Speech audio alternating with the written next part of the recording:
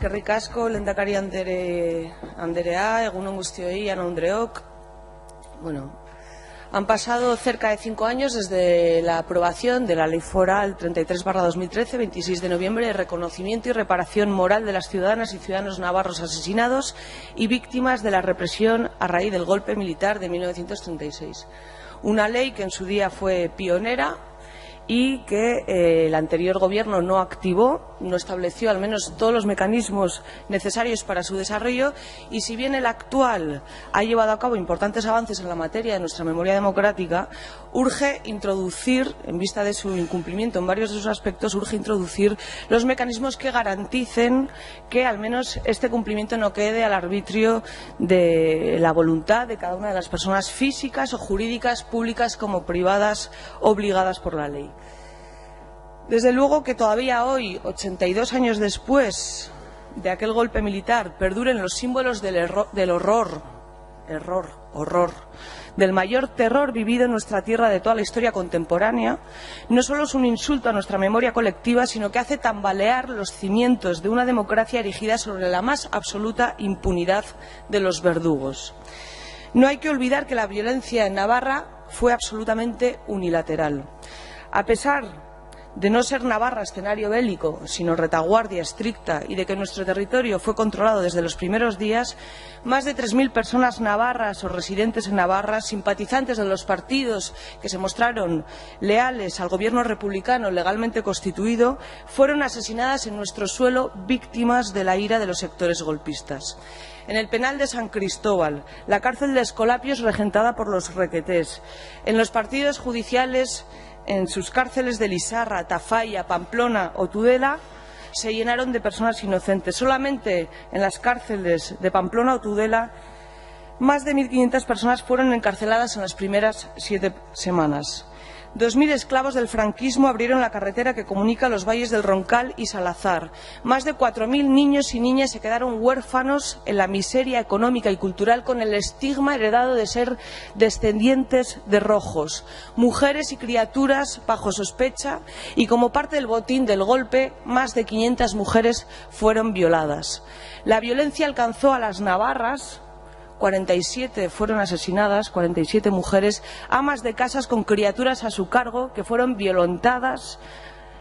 asesinadas, encarcelaron a sus maridos, rapadas, humilladas, y se les impusieron grandes multas y confiscaron sus bienes. ¿Y alguien ha pagado por aquello? 87 años después, 82 años después, ¿alguien ha pagado por todo aquello? Nadie. Por el contrario, en muchas de las plazas, calles, edificios y monumentos de nuestra tierra persisten todavía hoy los vestigios en honor y enaltecimiento a sus responsables. Uno de sus máximos responsables, Tomás Domínguez Arévalo, más conocido como Conde Rodezno, fundador de la Comunión Tradicionalista Carlista, determinante en la victoria del golpe militar, en el adiestramiento de requetés con la colaboración de la Italia fascista, y que como posterior ministro de Justicia de Franco fuera responsable y cómplice de decenas de miles de asesinatos y ejecuciones, sigue presidiendo la sala más importante de la Diputación. Lamento tener que recordarlo, porque me produce cierta vergüenza ajena tener que hacerlo, pero ante la pregunta escrita formulada sobre la retirada de su retrato del Salón de Presidentes junto con otros símbolos del Palacio de Navarra, la respuesta fue, y leo literal, que no representa ninguna exaltación personal o colectiva, dado que en el contexto en el que se encuentra es el de dejar constancia de todas y todos y cada uno de los presidentes y presidentas de Navarra, sin exaltación ni distinciones, sino como una mera constatación de un dato histórico. Y esta respuesta nos resulta sumamente preocupante, porque según esta modificación que vamos a introducir hoy, será precisamente la Administración de la Comunidad Foral quien ostentará la potestad sancionadora de las medidas que se introducen. Y estas interpretaciones tan laxas nos podrían llevar a considerar como dato histórico cualquier símbolo, incluido el mero retrato del dictador. Si colgar un cuadro en un lugar preeminente de la primera institución de Navarra, si colgar este cuadro no es una distinción o un honor y se considera un mero dato histórico, ¿por qué no se traslada dicho dato histórico en forma de lienzo a los depósitos del Museo de Navarra, a ser posible, pues eso, a esos depósitos? porque esos supuestos datos históricos colgados en paredes comienzan con este personaje sin que haya representación alguna de la etapa republicana cuyo papel fue determinante en la modernización del país. No se puede perpetuar, como ha hecho la historiografía y la memoria oficial de los vencedores, la consideración de los responsables como un tabú a respetar, que cuando se conocen, porque no siempre se conocen, cuando se conocen resultan ser arquitectos, hombres de Estado, artistas o empresarios o mero datos históricos antes que genocidas. Ya es suficiente con que ninguno de esos asesinos de aquel golpe de Estado se hayan enfrentado a ningún procedimiento judicial, en una interpretación extensiva de la Ley de Amnistía de 1977, a cuya derogación se opuso el Partido Socialista apenas hace unas semanas. En aras de la seguridad jurídica, argumentaron. Señora Jurío, escandalícese porque es escandaloso. La declaración de nulidad de todas las sentencias dictadas bajo el régimen franquista debería ser el artículo primero de una Constitución democrática, porque no se puede ser demócrata sin ser antifascista, y no porque con ello se les fuera a devolver la vida, sino porque con la invalidación de aquellas sentencias a todos los efectos reparadores seguramente se hubieran destapado los vínculos entre el golpe de Estado y los poderes económicos que, haciendo su fortuna bajo la dictadura, controlaron después nuestro devenir político. Y esta es la verdadera revisión que, aunque tarde, necesitamos hacer, y el principal motivo por el que ni aquí ni en el Estado tenemos una verdadera ley de memoria histórica.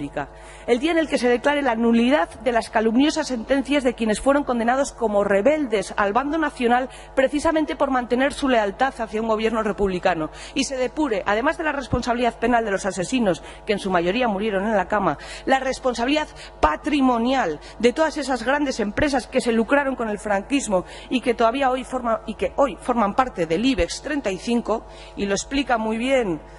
Alberto San Juan en su obra de teatro Masacre, que ha tratado de ser censurada por el Partido Popular. No sé qué vínculos tendrá que ocultar el Partido Popular con esos poderes económicos que hoy además van a votar en contra, o espero que se abstengan a esta modificación, lo mismo que UPN, no lo podemos comprender. Hasta ese día, que no lo duden que llegará, no podremos hablar de una mínima reparación ni justicia. Y mientras tanto, solo pedimos que se sancione, entre otras conductas que además deberían ser inaceptables en una democracia, que quienes, incumpliendo el requerimiento de retirada de elementos, símbolos, leyendas y menciones franquistas se niegan a hacerlo, o incumplan el deber de conservación de los lugares de memoria o cualesquiera otras previsiones de la ley. El ominoso silencio impuesto por el régimen de la dictadura y una transición sangrienta no ha mitigado, sino aumentado, el profundo dolor causado por los asesinatos, torturas y humillaciones de la larga posguerra. Y cuanto más perdure en el tiempo la injusticia de mantener en nuestros espacios públicos cualquier expresión de reconocimiento u homenaje hacia aquellos ejecutores, menos estaremos contribuyendo a la necesaria verdad, justicia y reparación de aquellas mujeres y hombres que pagaron con sus vidas sus valores democráticos y republicanos. Su recuerdo nos emociona, interpela y nos da fuerza para emular su ejemplo. Y por ellas y por ellos, hoy como ayer, Gora República. Turno ahora para el Partido Socialista Navarra, señora Jurío Macaya.